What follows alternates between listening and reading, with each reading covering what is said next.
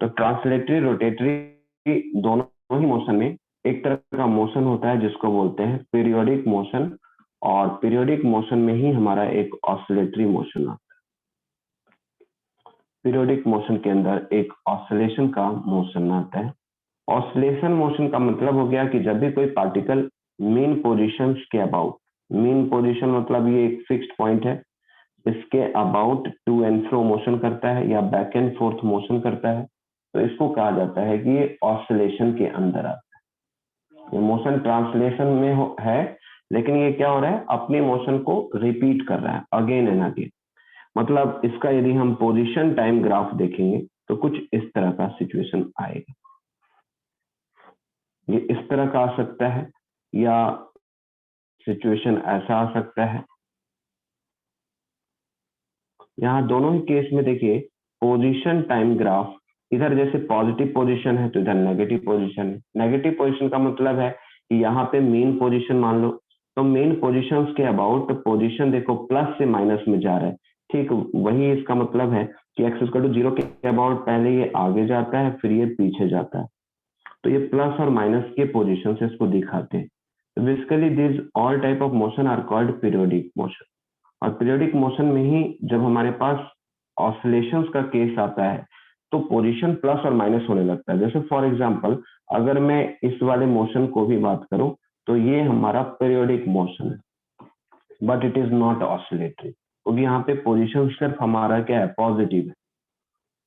अगर मैं इस तरह का मोशन बात करूं तो भी हमारा क्या है, ये पीरियोडिक मोशन। पीरियोडिक मोशन में ये ऑसिलेशन के अंदर नहीं आएगा, क्योंकि ऑसिलेशन के अंदर पोजीशन को भी रिवर्स होना जरूरी है, तभी तो ये मेन पोजीशंस के about main back and fourth या टू एंड फ्रो मोशन कर पाएगा। अब ये पोजीशन जो फर्स्ट फिगर और सेकंड फिगर देख रहे थे, ये मोशन तब पॉसिबल है जब हमारे पास रीस्टोरिंग फोर्स होता है। कोई ना कोई फोर्स प्रेजेंट रहना चाहिए। अगर ये फोर्स प्रेजेंट रहेगा तभी मोशन पार्टिकल्स का जो होगा वो ऑसिलेटरी मोशन होगा। अब रिस्टोरिंग फोर्स क्या हो सकता है? समटाइम्स ये ग्रेविटेशनल फोर्स हो सकता है, समटाइम्स ये फ्लूइड का बायंट फोर्स हो सकता है, समटाइम्स ये गैस की मॉडुलस ऑफ इलास्टिसिटी हो सकती है, समटाइम्स ये स्प्रिंग फोर्स हो सकता है। सो देर आर वेरियस सिचुएशन जिसमें पार्टिकल्स के ऊपर रिस्टोरिंग फोर्स लग सकता है, और रिस्टोरिंग फोर्स लगने के कारण पार्टिकल अपने इनिशियल पोजीशंस को अगेन एंड अगेन रिपीट करता है। रिपीट करने के साथ साथ वो इनिशियल पोजीशन को क्रॉस भी करता है। जैसे अगर हम इस तरह की ऑसिलेशंस की बात करें तो दो तरह का ऑसिलेशन है, एक है लीनियर ऑसिलेशन और दूसरा हमारा है एंगुलर ऑसिलेशन। एंगुलर ऑसिलेशन, ठीक है। तो लीनियर ऑसिलेशंस के अंदर क्या होगा? अगर हम लीनियर ऑसिलेशंस की बात करेंगे तो पार्टिकल एक स्ट्रेट लाइन में ऑसिलेशन कर रहा है। यहाँ से मेन पोजीशन है, यहाँ पे आता है तो ये एक्सट्रीम पोजीशन है, एक्सट्रीम पोजीशन से लौटता है। इसका मतलब यहाँ पे वेलोसिटी तो 0 है but acceleration not equal to 0 है, ठीक है। फिर यहाँ पे आता है तो वेलोसिटी मैक्सिमम हो जाता है, फिर रिवर्स इधर की तरफ जाता है, रिस्टोरिंग फोर्स इस पे इधर की तरफ लग रहा है, और जब ये मेन पोजीशन से लेफ्ट साइड जाता है तो रिस्टोरिंग फोर्स इधर की तरफ काम करना शुरू करता है। फिर ये एक नेगेटिव एक्सट्रीम पे जाकर के रुक जाता है, फिर यहाँ वेलोसिटी 0 है, एक्सेलरेशन नॉट इक्वल टू 0। तो मेन पोजीशन पे x 0 होगा बट एक्सेलरेशन भी साथ में 0 होगा, but velocity not equal to 0 होगा। तो एक इंफॉर्मेशन था।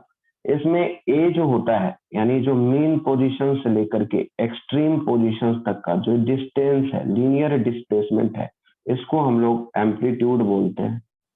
और हमने ये भी बताया था कि यदि मीन से एक्सट्रीम तक का टाइम अगर टी है तो टोटल जो इसकी टाइम पीरियड होगी लीनियर ऑसिलेशंस के अंदर, जो टाइम पीरियड होगा वो टाइम पीरियड कितना होगा? तो ये होगा मीन से एक्सट्रीम, फिर एक्सट्रीम से मीन, फिर मीन से नेगेटिव एक्सट्रीम, और फाइनली नेगेटिव एक्सट्रीम से मीन। तो टोटल 40 जो टाइम है वही हमारा टाइम पीरियड है, ठीक है। तो ये हमने बताया था। उसके बाद हमने आपको कहा था कि एंगुलर फ्रीक्वेंसी इसका क्या होता है? इसका एक फ्रीक्वेंसी होता है, फ्रीक्वेंसी का मतलब होता है नंबर ऑफ साइकिल्स पर सेकेंड, इसको हम हर्ट्ज में रिप्रेजेंट करते हैं। और एंगुलर फ्रीक्वेंसी का मतलब होता है angle by time. Angular frequency means angle by time and that is equal to 1 revolution में 2π/t लिखते हैं इसको। 1/t को फ्रीक्वेंसी लिखते हैं, इसलिए ओमेगा को लिखते हैं 2πf। So omega is 2πf, एक फॉर्मूला आ गया। इसमें ओमेगा क्या है? Angular frequency.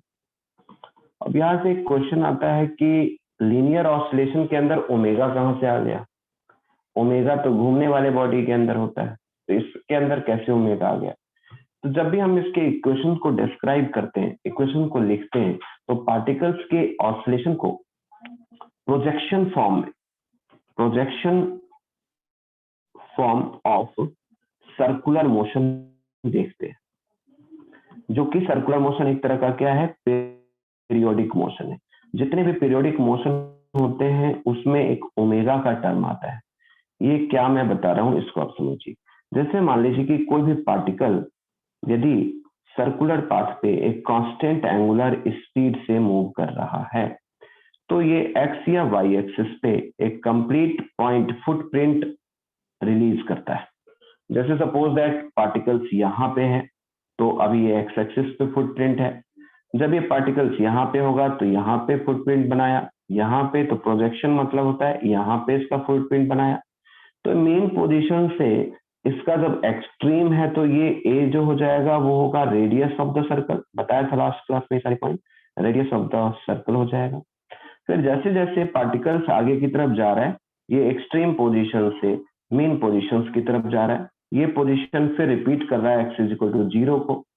फिर जब ये यहाँ पे आएगा तो अब ये मेन पोजीशन से एक्सट्रीम की तरफ जा रहा है, फिर ये नेगेटिव एक्सट्रीम आ रहा है। फिर यहाँ पे आने के बाद फिर से नेगेटिव एक्सट्रीम से मेन पोजीशंस की तरफ जा रहा है, फिर यहाँ पे आने के बाद मेन पोजीशन आया। तो बेसिकली ये पार्टिकल जो सर्कुलर पाथ पे घूम रहा है कंटिन्यूअसली, उसके ओमेगा को ऑसिलेशंस के टर्म में हम बात करते हैं इक्वेशन। अब ये इक्वेशन क्या होगा? तो इसके लिए मैंने कहा कि इक्वेशन ऑफ ऑसिलेशन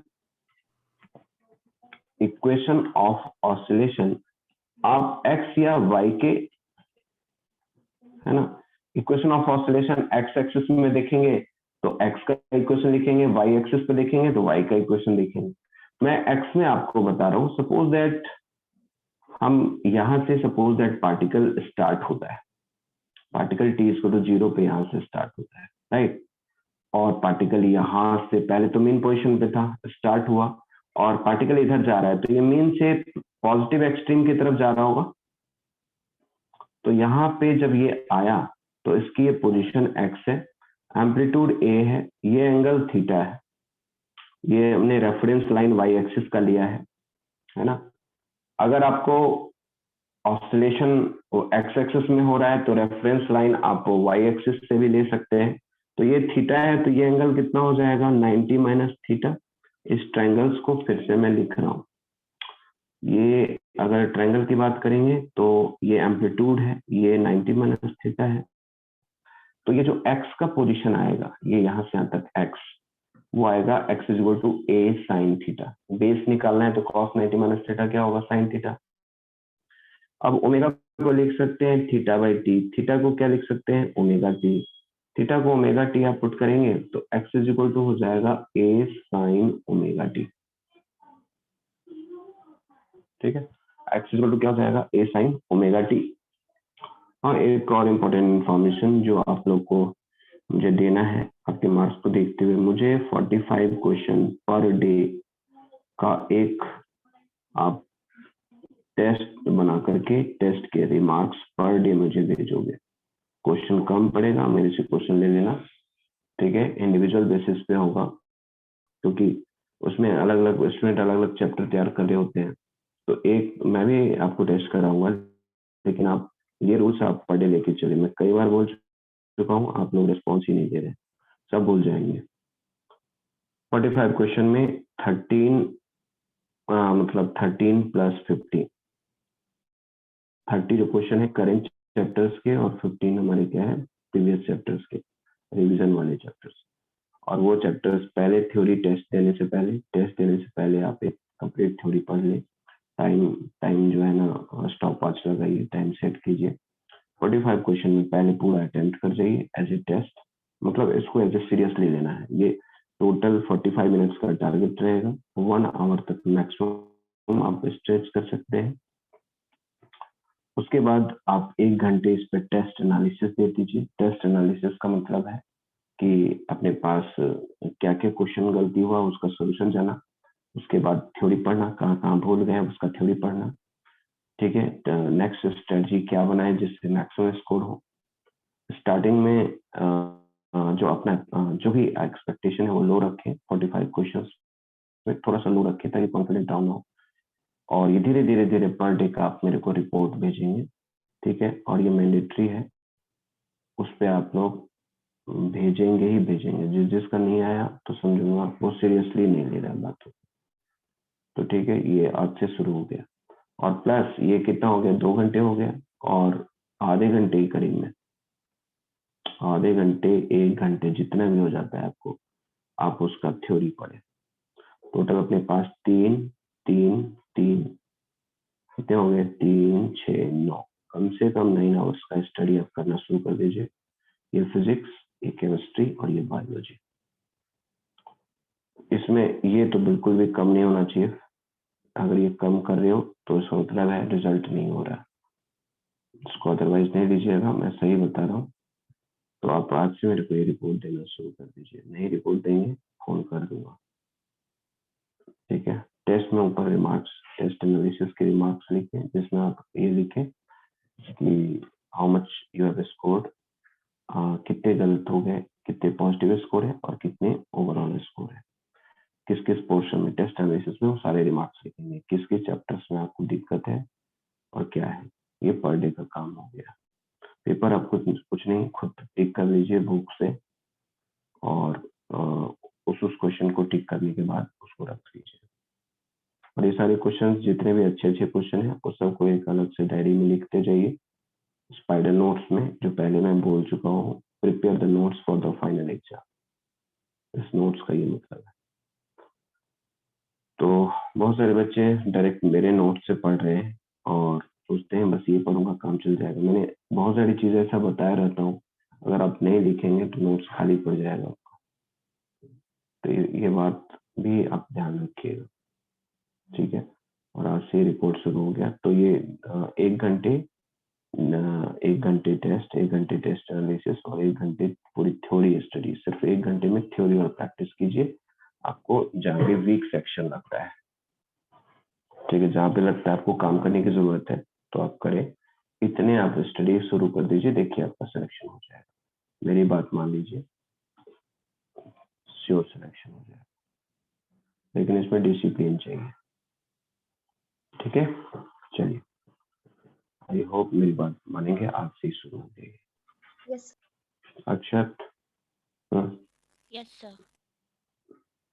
ठीक है। और साथ में जो है ना, पेरेंट्स का नंबर भी दे दीजिएगा जब भेजिएगा, तो कि आपके पापा से कम्युनिकेट कर दो। वैसे तो नंबर निकलवा सकता हूँ, मेरे लिए कोई बड़ी बात नहीं है, लेकिन लेजनेस हो जाता है, कहाँ जाऊँ फिर निकलवाऊँ। चलिए, तो x equal to a sin omega t है, और ये हमारा क्या है, बेस है। देखो ये मेन पोजीशंस था, और यहाँ से अब ये पार्टिकल्स यहाँ पे था सर्कुलर पाथ पे, तो a sin ओमेगा t है।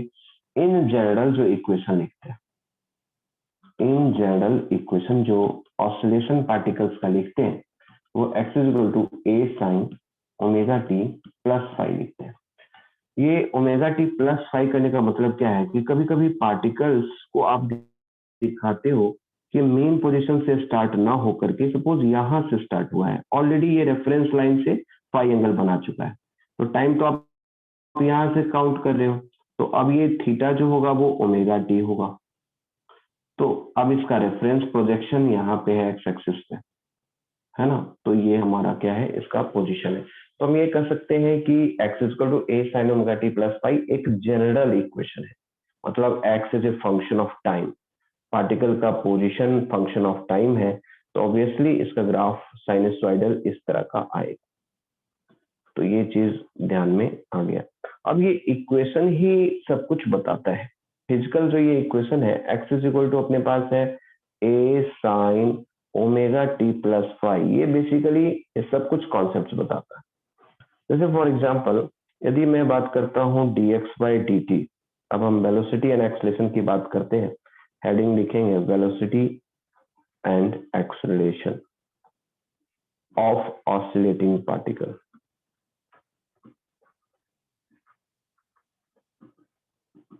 Velocity and acceleration of oscillating particle है, वेलोसिटी की बात करते हैं तो ये a omega cos omega t plus five है। अब हमें बेसिकली ये टाइम के रिस्पेक्ट में वेलोसिटी आ गया, तो यहाँ से वेलोसिटी की जो मैक्सिमम वेलोसिटी होगी, मैक्सिमम जो वेलोसिटी होगी वो होगा a ओमेगा, ये क्या होगा a ओमेगा, ठीक है। और ये कब होगा एट मीन पोजीशन, ठीक है ना। उसके बाद अब हम बात करते हैं कि इन टर्म्स ऑफ x बात करते हैं, तो वेलोसिटी को a ओमेगा, इसको वेलोसिटी को जब हम लिखेंगे तो इसको लिख सकते हैं ओमेगा हटा देते हैं under root a square minus x square, ये दूसरा इक्वेशन है। बेसिकली ये कैसे आया होगा, तो अपने पास देखिए cos omega t plus five की value sine omega t plus five से निकाल लेते हैं, क्योंकि sine omega t plus five को एक्स अपॉन ए लिख सकते हैं, और इसको जब आप कॉस में निकालेंगे तो one minus sine square theta होता है, तो one minus x by a का होल स्क्वायर होगा, तो उसको यहाँ पे आप पुट कर देंगे तो ये अपने पास x के टर्म में आ जाएगा, v equal to omega a square minus x square. अब यहाँ पर साफ पता चल रहा है कि x equal to zero, x equal to zero मतलब यहाँ पे मीन पोजीशन की बात कर रहे हैं, तो मीन पोजीशन पे वेलोसिटी क्या हो जाएगा a ओमेगा, और ये मैक्सिमम वेलोसिटी होगा, क्लियर। फिर अब हम बात करते हैं eight extreme position, extreme position, ये x इक्वल्स टू क्या है a है, तो वेलोसिटी क्या हो जाएगा जीरो, एक्सट्रीम पोजीशन वेलोसिटी क्या हो जाएगा जीरो हो जाएगा, ये बात सर सही ये है। वाला तो समझ आप में नहीं किसी भी आया। पोजीशन, क्या नहीं है इसमें बताइए, फिर से बताइए, इसके डेरिवेशन समझ में नहीं आई क्या, कि मैंने कैसे लिखा है x के इक्वेशन टर्म ऑफ में। Oscillation, sir equation of oscillation equation of oscillation समझ में नहीं आया, ओके फिर से बताता हूँ। तो एक टॉपिक आगे बढ़ने दे दिया, उसी से मैं पूछ लेते हैं, चलिए कोई नहीं बताता हूँ। जैसे देखिए मैंने क्या कहा कि इक्वेशन ऑफ ऑसिलेशन का मतलब है किसी भी पार्टिकल का equation as a function of time लिखना, और हमें इसके इक्वेशंस को लिखने के लिए, क्योंकि ये लीनियर या ट्रांसलेशन मोशन है नहीं, पोजीशन बार बार रिपीट कर रहा है, और जब position again and again repeat करता है तो इसको हम रिपीटेशन वाले टर्म यानी पीरियोडिक मोशन में इससे इसको रिलेट करते हैं, पीरियोडिक मोशन से रिलेट करके इक्वेशन को लिखते हैं। अब पीरियोडिक मोशन से रिलेट करते हुए जब इक्वेशन लिखने की बात करते हैं तो हम एक सर्कुलर मोशन को रिकॉल करते हैं। सर्कुलर मोशन में यहाँ पे रेडियस ऑफ द सर्कल इसका एम्पलीट्यूड होता है, पार्टिकल का ऑसिलेशन हम एक्स एक्सिस पे मानते हैं। अब सपोज दैट इसको हम बोलते हैं कि जो भी पार्टिकल सर्कुलर पाथ पे मूव कर रहा है कांस्टेंट स्पीड से, कितनी कांस्टेंट स्पीड है इसकी ओमेगा इंटू ए, और ओमेगा की एंगुलर फ्रीक्वेंसी है, एंगुलर वेलोसिटी है, इससे पार्टिकल्स मूव कर रहा है। सपोज दैट पार्टिकल यहाँ पे है, तो इसका एक्स पे जो प्रोजेक्शन, एक्स पे प्रोजेक्शन कैसे डालते हैं, अगर कोई पॉइंट है और किसी लाइन पे प्रोजेक्शन डालना हो तो हम यहाँ से एक परपेंडिकुलर ड्रॉप करते हैं। अगर कोई लाइन है और इसका प्रोजेक्शन किसी लाइन पे डालना है तो इन दोनों जगह को परपेंडिकुलर ड्रॉप करते हैं, और ये लेंथ इसका प्रोजेक्शन होता है। ठीक उसी तरह से यहाँ पे पॉइंट है, इसका प्रोजेक्शन आप एक्स एक्सिस पे डाल रहे हैं, तो यहाँ से जस्ट नीचे इस पॉइंट को हम ओरिजिन एक्सिस को तो जीरो मानते हैं, मतलब सेंटर ऑफ द सर्कल को आप मेन पोजीशन मानते हैं। अब ये पार्टिकल्स यहाँ पे गया टी टाइम में, तो टी टाइम में ये जो एंगल बनाएगा वो ओमेगा टी बनाएगा, क्योंकि ओमेगा से मूव कर रहा है तो omega is equal to theta by t होता है। इसका प्रोजेक्शन एक्स एक्सिस पे डालने के लिए यहाँ से एक परपेंडिकुलर ड्रॉप करते हैं, तो अब ये मेन पोजीशन से कितनी डिस्टेंस आगे है, तो मेन पोजीशन से ये डिस्टेंस आगे हो चुका है। तो ये डिस्टेंस निकालने के लिए आप इस ट्रायंगल को, इस वाले जो ट्रायंगल है, ये वाला ट्रायंगल OPQ, ये इसका एम्पलीट्यूड है, ये एंगल अपना 90 माइनस ओमेगा टी, यानी क्या हो जाएगा, थीटा क्या है, 90 माइनस थीटा है ना ये। Yes, sir. तो ये बेस लेंथ कैसे आएगा, बेस लेंथ आएगा a cos 90 minus theta. Base length हमारा x का पोजीशन है, यहाँ से यहाँ तक x है, x यहाँ पे पोजीशन लिख रहे हैं, कहाँ से पोजीशन लिख रहे हैं, मीन पोजीशन पे। मीन पोजीशन यहाँ पे क्या है, सेंटर ऑफ द सर्कल है, ठीक है। तो x इज इक्वल टू यहाँ से हो जाएगा a sin थीटा, थीटा को आप ओमेगा टी लिख सकते हैं, तो a sin ओमेगा टी इसका इक्वेशन हो गया, राइट। तो a sin ओमेगा टी इसका इक्वेशन हो गया। अब इन जनरल हम एक फाई को बोलते हैं फेज कांस्टेंट, फेज कांस्टेंट को इंट्रोड्यूस करना चाह रहे हैं, इन जनरल एक फेज कांस्टेंट को इंट्रोड्यूस करना चाह रहे हैं, राइट। तो इसको हम कैसे करें, अब इसको इंट्रोड्यूस करने के लिए मैंने कहा कि सपोज एक पार्टिकल स्टार्ट हो रहा है मीन पोजीशन से नहीं, somewhere between the mean positions to the extreme position. Suppose यहां से पार्टिकल स्टार्ट हो रहा है, तो इसका प्रोजेक्शन ये पॉइंट होगा और पोजीशन इसका यहाँ पे होगा। ये ऑलरेडी एंगल्स जो है वो सपोज दैट यहाँ पे ऑलरेडी फाई एंगल बना चुका है। फाई का मतलब होता है इनिशियल एंगुलर पोजीशन या इनिशियल रेफरेंस लाइन से कितना आगे बढ़ चुका है, फाई को बोलते हैं फेज कांस्टेंट। ये भी एक तरह का एंगल होता है जो ये बताता है कि पार्टिकल की इनिशियल स्टेटस क्या है। स्टेटस का ये भी मतलब है कि पार्टिकल मीन से एक्सट्रीम की तरफ जा रहा है या एक्सट्रीम से मीन जा रहा है ना। तो फाई इसको बोलते हैं फेज कांस्टेंट, इपॉक भी बोलते हैं इसको, इसका दूसरा नाम क्या है, इपॉक। तो फाई हमारा क्या है, फेज कांस्टेंट। कॉन्सेप्ट पहले क्लियर कीजिए, उसके बाद क्वेश्चन सॉल्व होगा। तो यहाँ से फाई फेज कांस्टेंट है, ये बात क्लियर हो गया। फाई क्या है, ये कहाँ से एंगल आपने लिया हुआ है ये भी पता चल गया। ये जो फाई है वाई एक्सिस से ले रहे हैं, ये एक्स एक्सिस पे इसका प्रोजेक्शन है, मतलब ऑसिलेशन हम एक्स एक्सिस पे ले रहे हैं। ठीक उसी तरह से अगर हम एक्स एक्सिस से रेफरेंस लाइन लें और वाई पे प्रोजेक्शन डालें तो भी हो सकता है, ये वाई का ऑसिलेशन पॉसिबल है। तो ये बात क्लियर है। नाउ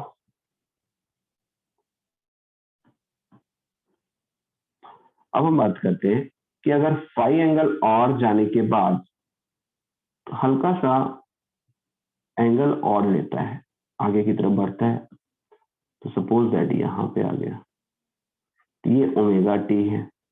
तो अब इसका पोजीशन यहाँ पे आ गया, तो अब नेक्स्ट पोजीशन एक्स लिखने के लिए हम डायरेक्ट लिख सकते हैं ए साइन, टोटल एंगल कितना है, फाइव प्लस ओमेगा टी, तो इसको ओमेगा टी प्लस फाइव लिख सकते हैं ना।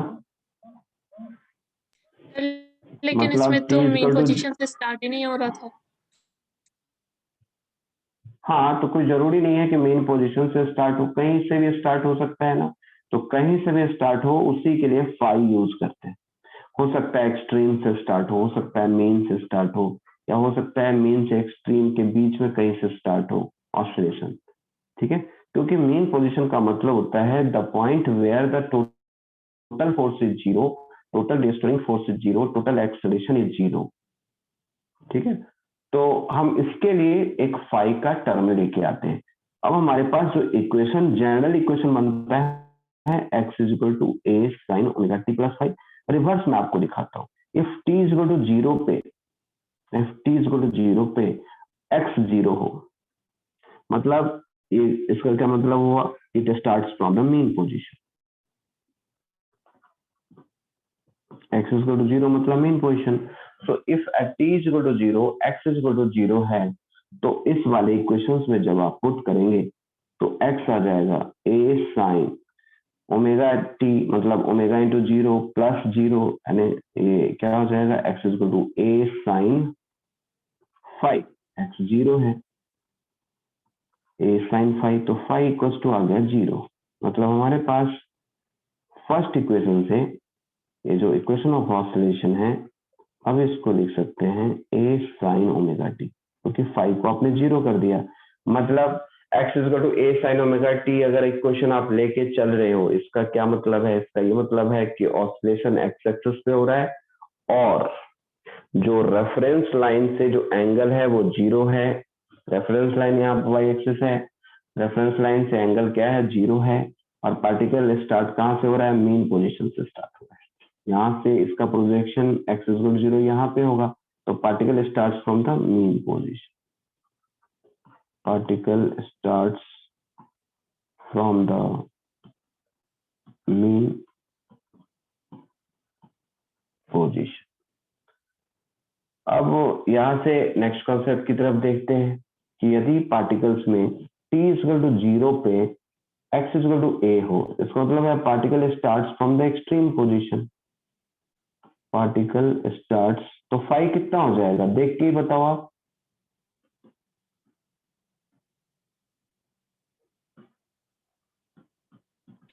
अगर पार्टिकल एक्सट्रीम पोजीशन से स्टार्ट हुआ है तो एक्सट्रीम पोजीशन तो यहाँ पे है ना। तो अब देखो रेफरेंस, यहाँ पे पार्टिकल्स कैसे घूम रहा है? यहाँ पे क्लॉकवाइज में लेके चल रहा हूँ, तो रेफरेंस हम y एक्सिस से ले रहे हैं। हो सकता है sometimes reference particles anti clockwise move कर रहा हो, तो अब हम रेफरेंस कहाँ से लेंगे? हम एक्स एक्सिस से ले लेंगे, तो इसमें कोई इशू नहीं है। आप यहाँ से रेफरेंस लाइन से ले रहे हो y एक्सिस से, तो ऑलरेडी ये फाई एंगल बना चुका है π/2। अब इस इक्वेशंस में फाई π/2 पुट कर देंगे, तो a sin omega t plus π/2 और ये हो जाएगा a cos ओमेगा t। इसका ये दो इक्वेशन हो गया, x equal to a sin omega t and x equal to a cos omega t। दोनों इक्वेशन को बिना फाई का कब यूज करेंगे?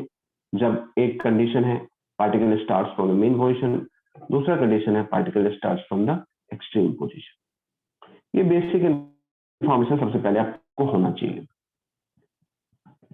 यहाँ तक कोई डाउट है आप बता दीजिए। No sir. No sir. Okay, बिल्कुल सही। फिर आगे बढ़ते हैं। अब यहाँ से एक बात तो समझ में आती है,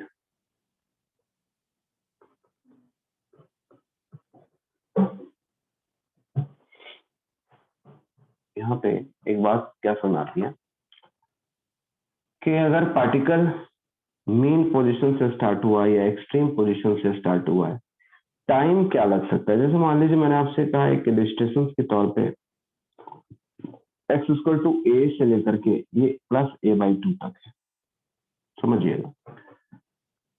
x इक्वल टू a/2 तक जाने में कितना टाइम लगेगा? अब यहाँ पे दो टाइम है।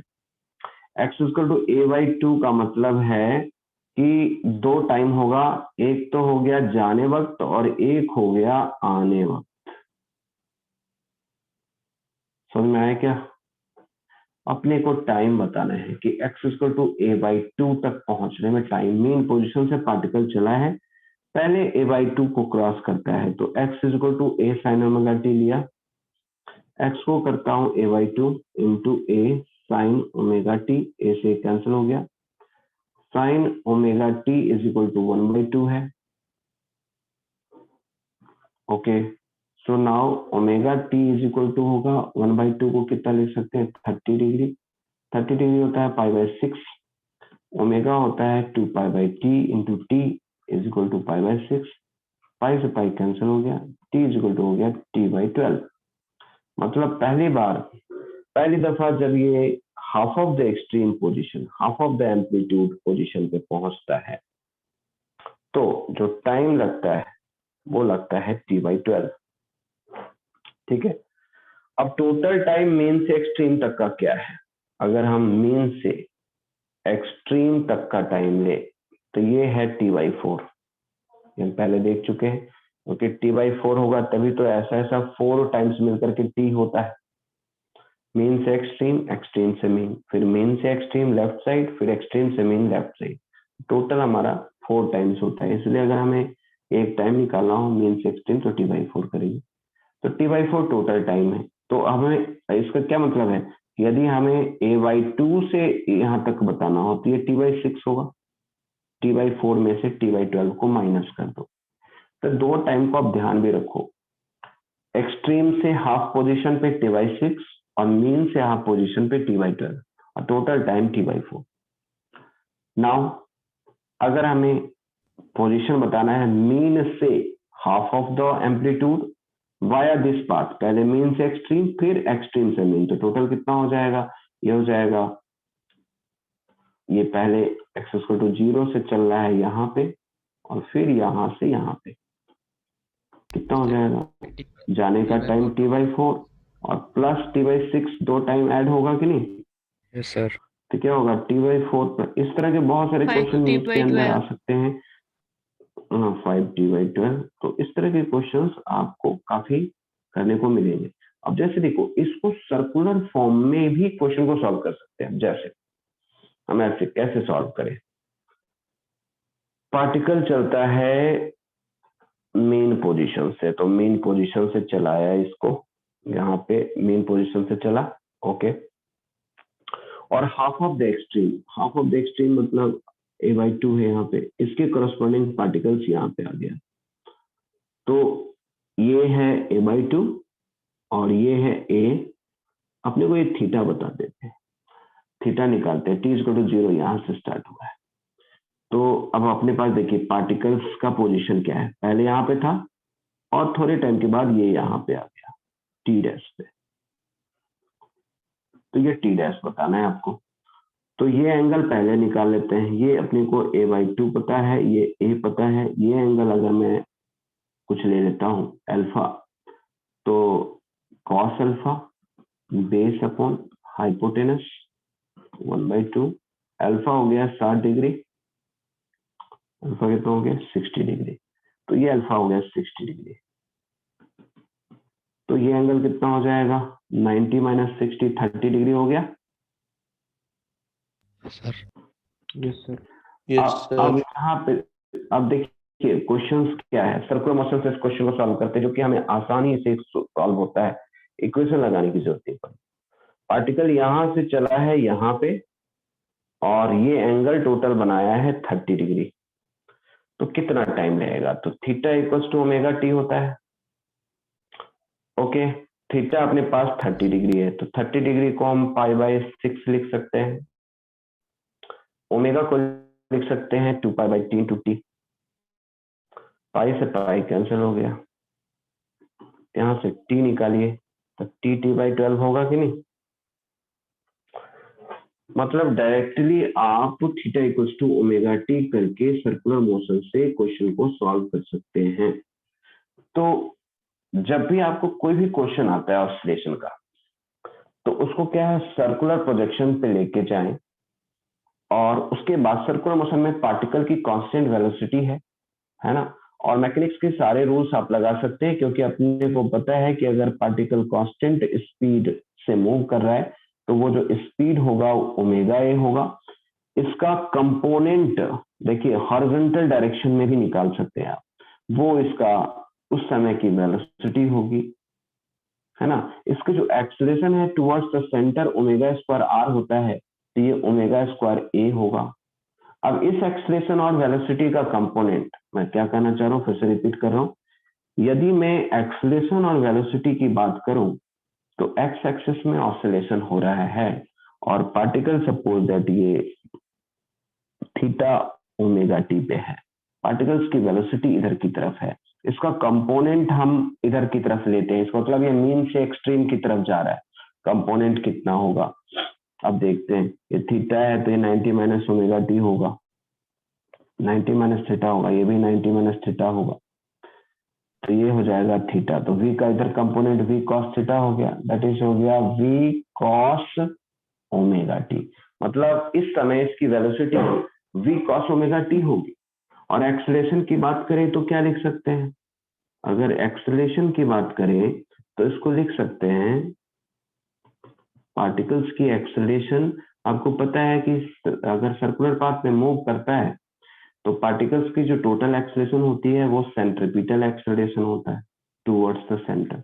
तो सेंट्रीपिटल एक्सेलरेशन जो भी है ω²r, r की जगह पे हम एम्पलीट्यूड ले रहे हैं, इसका कंपोनेंट आप एक्स में बात करते हैं, देखो इसका कंपोनेंट इधर आएगा, ये अगर थीटा है या 90 माइनस थीटा है तो ये 90 माइनस थीटा होगा। तो कंपोनेंट एक्सलेशन का कंपोनेंट इधर हो गया omega square A into cos 90 minus theta that is sine theta. तो इसका क्या मतलब है कि हम वेलोसिटी एक्सलेशन, ये जितने भी पैरामीटर्स है काइनेमेटिक्स की, वो सारे पैरामीटर्स को आप यहाँ पे अप्लाई कर सकते हो, क्वेश्चन को सॉल्व कर सकते हो। बहुत सारे क्वेश्चन आते हैं, इससे आपको मतलब ये अगर आप सर्कुलर प्रोजेक्शन पे लेके नहीं जाओगे तो मैथमेटिकली आपको काफी डिफिकल्टी का सामना करना पड़ेगा। तो इसको आप अप्लाई करेंगे।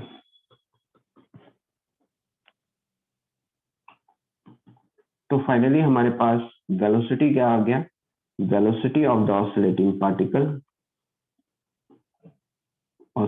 पार्टिकल जो हम देख चुके हैं वो आ गया है, ये अपने पास आ गया था 2 वाला formula, omega a sine omega t plus 5, ये हम इसको V max into sine omega t plus 5 लिख सकते हैं। दूसरा हमारे पास omega a square minus x square आ गया, और तीसरा वी एवरेज वैल्यू आ गया, इसको लिखेंगे v d t by d t, इसका इंटीग्रेशन 0 से t, एवरेज वेलोसिटी की बात करें।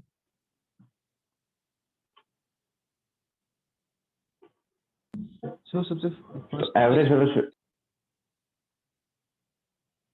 v is equal to omega a sine omega t plus cos omega t plus five ना। हाँ सर, कॉस ओमेगा टी।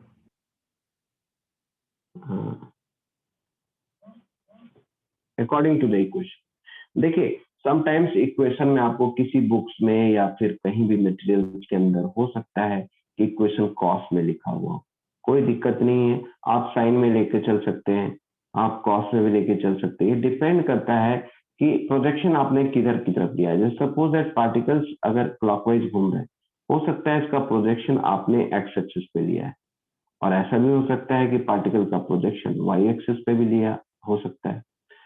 तो y और x का इक्वेशन इंटरचेंज करता है, साइन और कॉस इंटरचेंज करता है।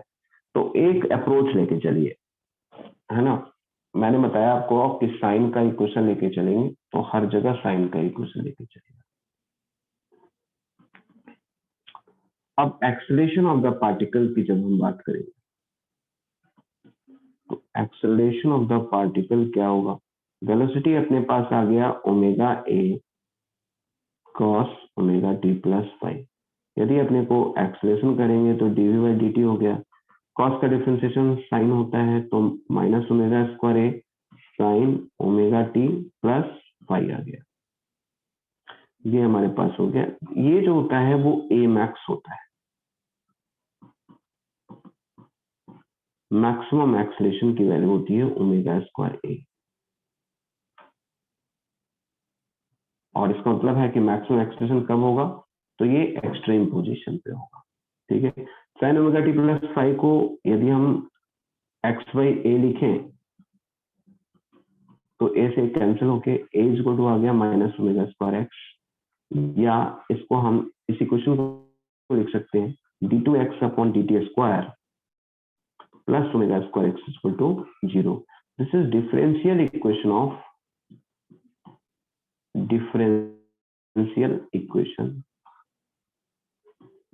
Of oscillating particle.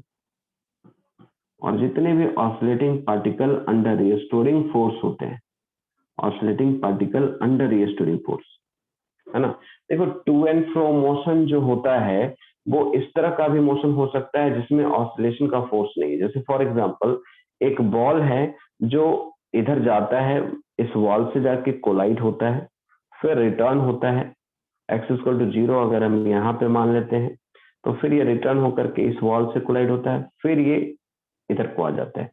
तो यहाँ पर भी मेन पोजीशन के about to and fro motion हो रहा है, बैक एंड फोर्थ मोशन हो रहा है, बट यहाँ पे acceleration is not proportional to minus x. तो ये ऑसिलेशन है ना, लेकिन oscillation with acceleration proportional to minus x, या ऑसिलेशन which are satisfying this differential equation, इसको हम लोग बोलते हैं SHM कंडीशन, इसको बोलते हैं सिंपल हार्मोनिक मोशन। अब यहाँ पे सिंपल वर्ड क्यों यूज किया? सिंपल वर्ड यहाँ पे कहने का ये मतलब है कि एक्सेलरेशन जो होता है समटाइम्स इस c1x minus c2x square minus c3x cube इस फॉर्म में भी होता है, लेकिन अगर हम सिंपल वर्ड यूज कर रहे हैं तो जो भी x के हायर पावर्स होते हैं, मतलब x की value very very less than 0 होता है, x very close to the 0 होता है, x is very less value, तो इसकी जो स्क्वायरिंग और क्यूबिक फंक्शन है, क्यूबिक इक्वेशन हो, सब 0 हो जाता है। छोटी चीजों को स्क्वायरिंग क्यूबिंग करने से वैल्यू क्लोज टू 0 होता है, तो इसलिए हमने a इज इक्वल टू सिर्फ माइनस c1x किया है। c1 यहाँ पे कांस्टेंट है, तो इस बेसिस पे इसको सिंपल इक्वेशन कहा जाता है। देयर आर सम इक्वेशन जैसे डैम्प्ड इक्वेशन हो गया, क्योंकि रियल प्रैक्टिस में जब हम जाएंगे तो डैम्प्ड ऑसिलेशन था। डैम्प्ड ऑसिलेशन में यहाँ पे अपार्ट फ्रॉम c1x c2x और c3x क्यूब का भी टर्म आना स्टार्ट हो जाता है। तो इसलिए अगर हम आइडियल कंडीशंस की बात करते हैं तो ये हमारा हार्मोनिक मोशन है जो कि वेरी सिंपल है, तो इसलिए इसका नाम पड़ता है सिंपल हार्मोनिक मोशन।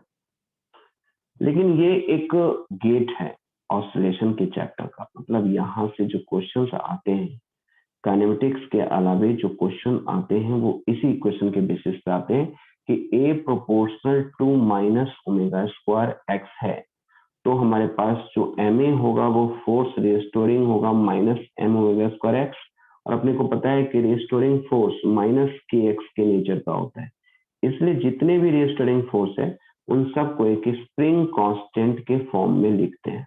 और यहाँ पे स्प्रिंग कांस्टेंट k जो लिखते हैं वो लिखते हैं m ओमेगा स्क्वायर, या ओमेगा स्क्वायर को लिख देते हैं k बाई एम, और ओमेगा को लिखते हैं under root k by m, और टाइम पीरियड को लिखते हैं 2 pi by omega, that is 2 pi under root m by k। तो यहाँ तक हमने देखा कि ऑसिलेशन का मतलब क्या है और ऑसिलेशन को हम कैसे लिखते हैं। जैसे ऑसिलेशन कभी कभी हो सकता है कि आपको y में दे दे, क्वेश्चन एक दे दिया कि एक ऑसिलेटिंग पार्टिकल की ये इक्वेशन है, ऑसिलेटिंग पार्टिकल की इक्वेशन है ये। अब यहाँ पे y में ऑसिलेशन हो रहा हो तो y का इक्वेशन दे दिया d2y upon dt square plus 25y equals to 0, तो यहाँ से इसको कंपेयर कर लिया तो ओमेगा स्क्वायर दे दिया 25, ओमेगा दे दिया 5, और टाइम पीरियड निकाला 2 pi by omega, that is 2 pi by 5, ये इसका क्या हो जाएगा, टाइम पीरियड हो जाएगा। तो डायरेक्ट कंपेयर करके आपसे पूछा जा सकता है। इसमें यहाँ पे भी पूछा जा सकता है कि कौन सा इक्वेशन है जो ऑसिलेशन को बता रहा है, कौन सा इक्वेशन है जो ऑसिलेशन को नहीं बता रहा है। तो सबसे पहले ऑसिलेशन की जो कंडीशन है, ऑसिलेशन विद SHM की अगर हम बात करेंगे तो ऑसिलेशन विद SHM जो कंडीशन है उसमें A प्रोपोर्शनल टू क्या होना चाहिए, माइनस एक्स होना चाहिए, और प्लस क्या होना चाहिए, पीरियोडिक मोशन होना चाहिए। और जितने भी पीरियोडिक मोशन है, periodic motion plus periodic motion, periodic motion plus periodic motion, ये जो होते हैं वो पीरियोडिक होते हैं। लेकिन अगर कांस्टेंट प्लस पीरियोडिक मोशन बात करें तो ये भी पीरियोडिक मोशन होते हैं, ये भी हमारा क्या है, पीरियोडिक मोशन। लेकिन periodic motion with non periodic motion is non periodic.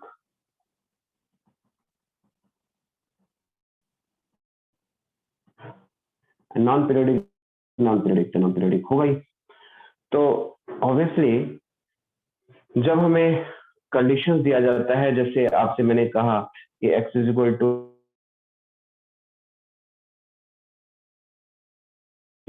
ये इक्वेशन ऑफ SHM या ऑसिलेशन का है या नहीं, तो A sin ओमेगा t भी हमारा क्या है, ऑसिलेशन या SHM का है, B cos ओमेगा t भी हमारा क्या है, SHM ऑसिलेशन का है, तो इन दोनों का सम भी क्या होगा, SHM होगा। अब यहाँ पे क्वेश्चन आ जाता है कि अगर ये दोनों है तो अब बताओ किसका एम्पलीट्यूड क्या होगा, what will be the amplitude. तो इस केस में जो इसका एम्पलीट्यूड बताएंगे, देखिए क्या करते हैं। A sine omega t b cos omega t है, इसको क्या बोलते हैं कि एसएचएम मोशन को कंबाइन कैसे करते हैं, इसमें हम फेजर मेथड यूज करते हैं।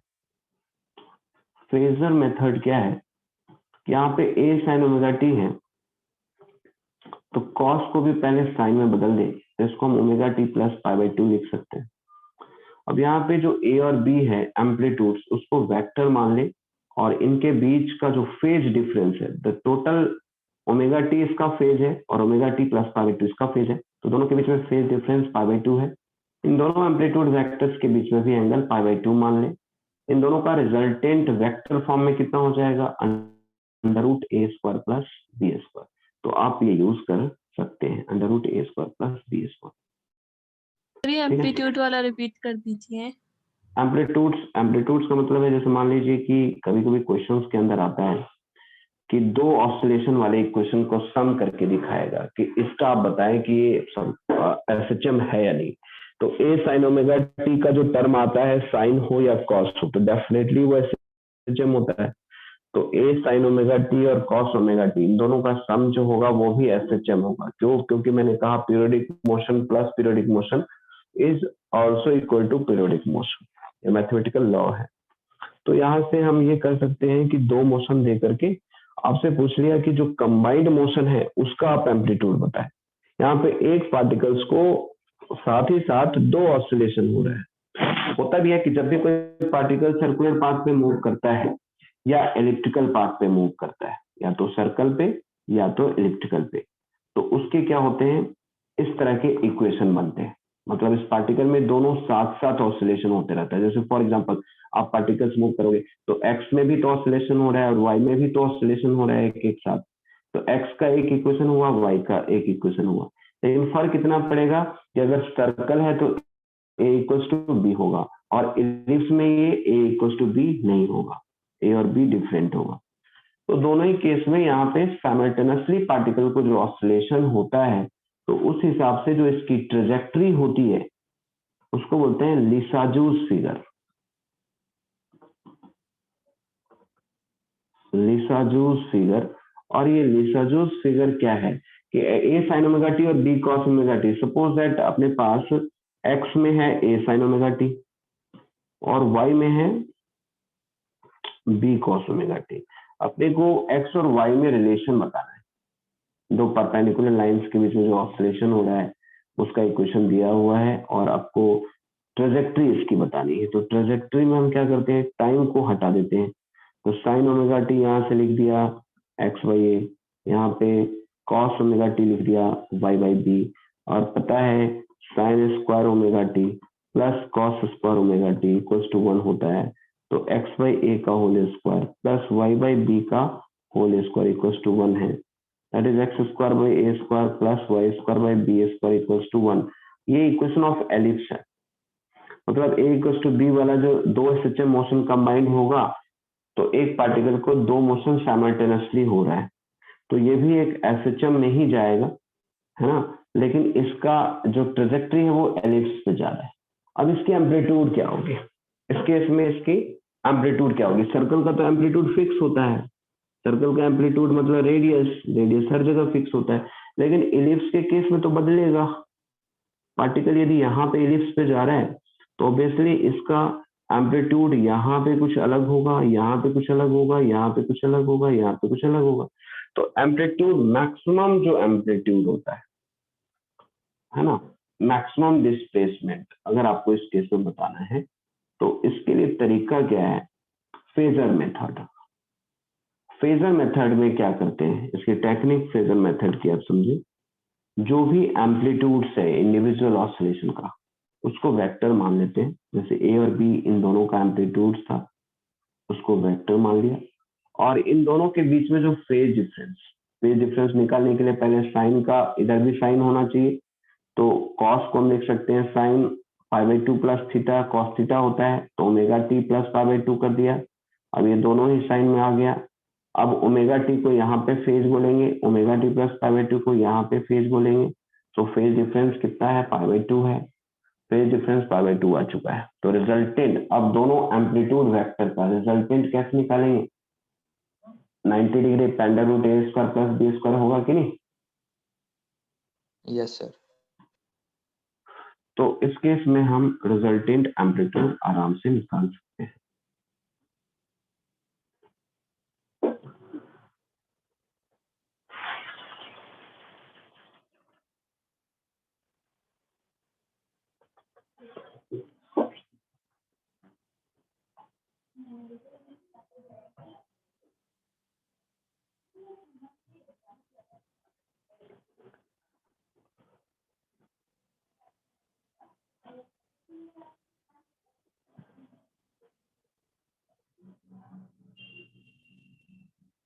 चलिए फिर आगे देखते हैं हम लोग।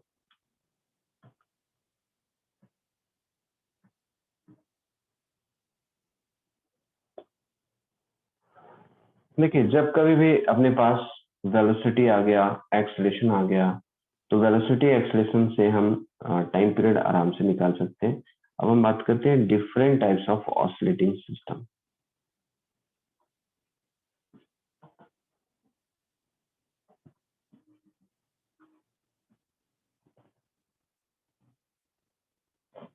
देखिए, different types of oscillating system जो होगा वो किस किस तरह का हो सकता है। एक तो स्प्रिंग मास सिस्टम हो सकता है।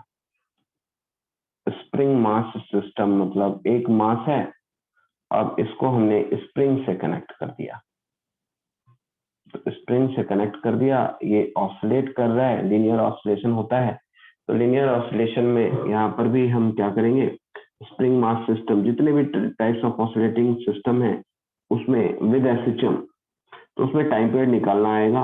तो टाइम पीरियड में फर्स्ट स्टेप क्या होगा, स्टेप्स अगर हम टाइम पीरियड की बात करें तो पहला मीन पोजीशन को फाइंड आउट करना, दूसरा displacement from mean position, small displacement देंगे from the mean position, that is small displacement, and third force at the displaced position, force at the displaced position, displaced position पे force लगाएंगे, और fourth omega square compare करके निकालेंगे, क्योंकि acceleration, find acceleration, force निकालने मतलब acceleration, फिर एज को to minus omega square x से कंपेयर करेंगे, है ना, फिर अपने पास ओमेगा पता करेंगे और फिर टाइम पीरियड पता करेंगे। So this are the 4 to 5 steps जो कि हमें परफॉर्म करना होता है। तो यहाँ पर भी जो टाइम पीरियड आ जाता है 2π√m/, किया जाता है, क्योंकि फोर्स यहाँ पे kx होगा, एक्सेलरेशन kx/m होगा, तो ओमेगा स्क्वायर k/m हो गया, तो टाइम पीरियड 2π/ओमेगा, तो रिजल्टेंट हो गया 2π√m/। दूसरा हमारे पास हो गया जैसे simple pendulum.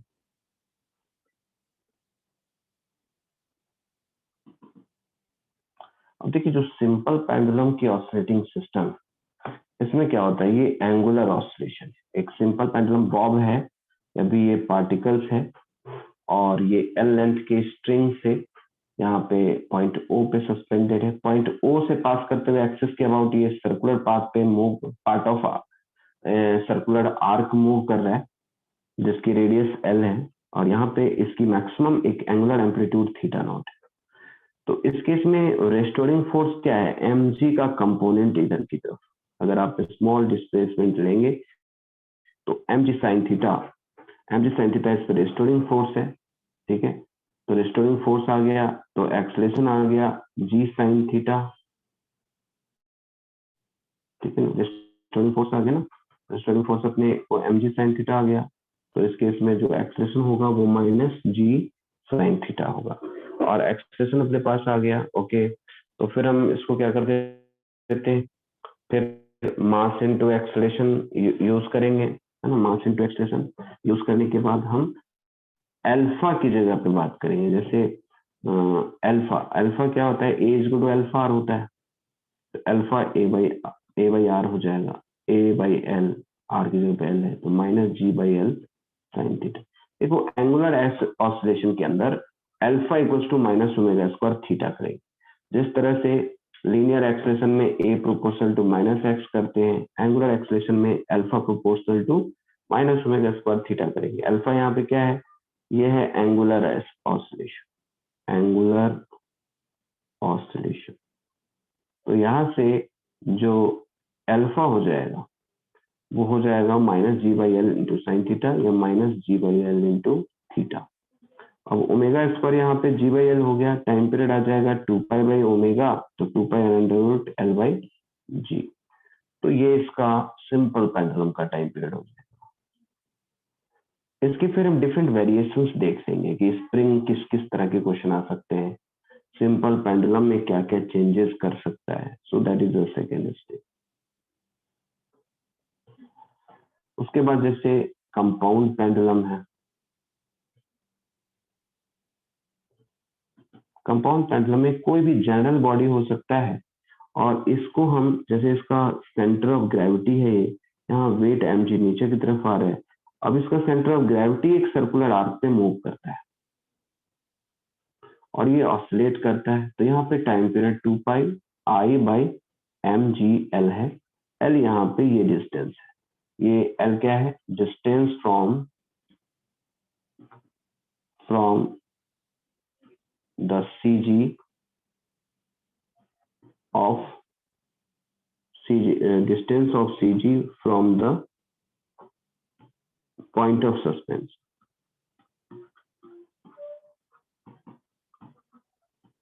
Point of suspension क्या है, O। तो O से ये डिस्टेंस है। ओके, तो कंपाउंड पेंडुलम हो गया। आई यहाँ पे आई है, I is the moment of inertia of the rigid body. इसमें देखो ये जनरल बॉडी है, तो कोई भी बॉडी हो सकता है, ये रॉड हो सकता है, ये रिंग हो सकता है ना, ये रॉड ऑसिलेट कर सकता है, ये रिंग ऑसिलेट कर सकता है। तो सबका moment of inertia is O के about and perpendicular to the plane of rotation, वो लेना है। रिजिड बॉडी पासिंग थ्रू ओ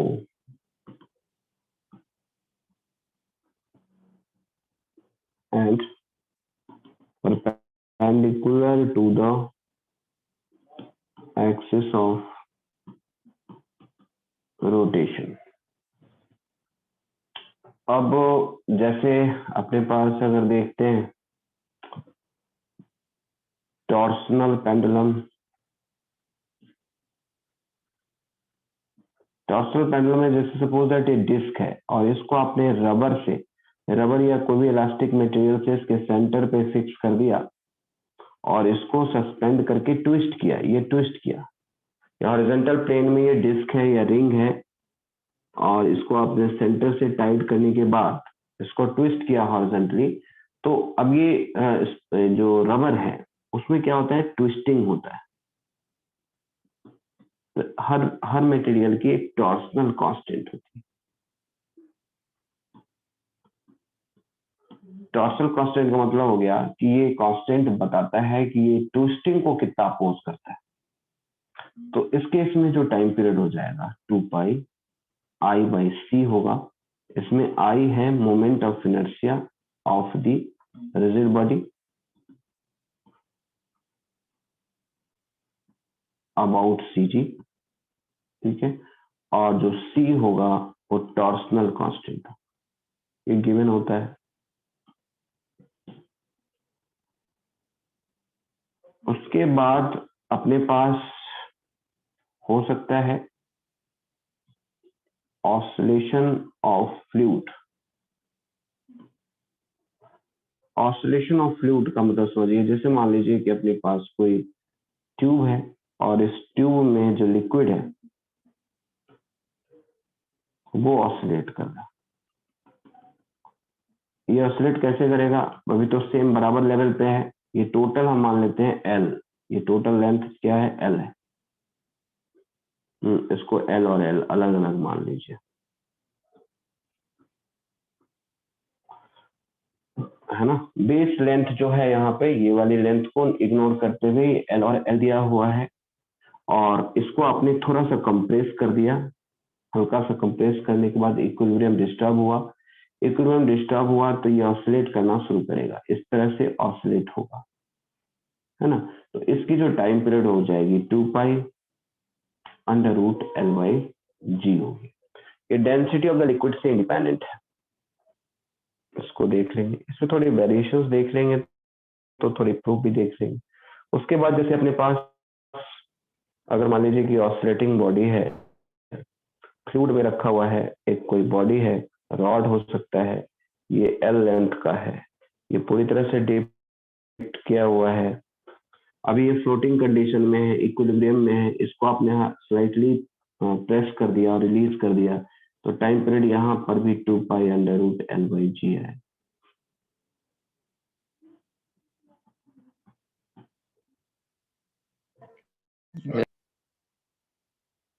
उसके बाद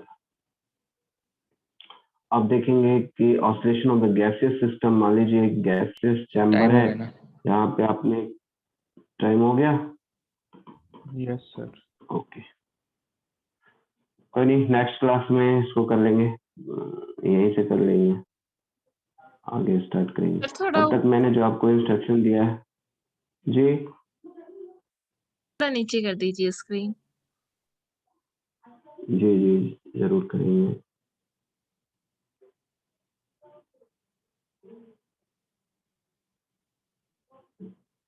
यस सर। हो गया? Yes sir.